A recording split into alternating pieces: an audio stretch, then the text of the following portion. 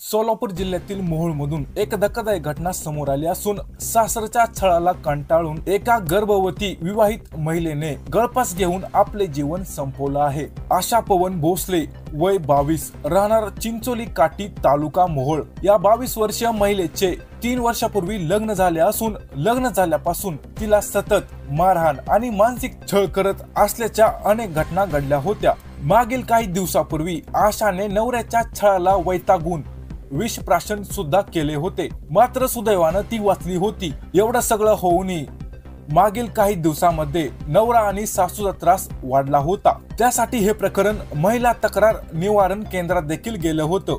तिथे दोघांनाही समजून सांगण्यात आले, मात्र महिला निवारण केंद्रामधून आल्यापासून नवरा सासू तिच्यावर चिडून होते। खर तर आशा गरोदर असल्याने तिला त्रास देणे हे चुकीचे होते, मात्र नवरा आणि सासू हे ऐकून घेण्याच्या मनस्थितीत नव्हते। या सगळ्याला वैतागून शेवटी तिने राहत्या घरात गळफास घेऊन आपले जीवन संपवलं।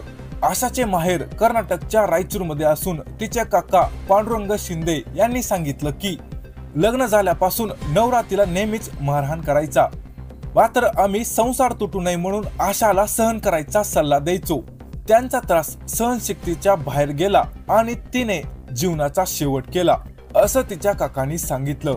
आशाच्या घरच्यांच्या तक्रारीवरून नवरा पवन भोसले याला मोहोळ पोलिसांनी अटक केली असून सासू सासरे सध्या फरार आहेत।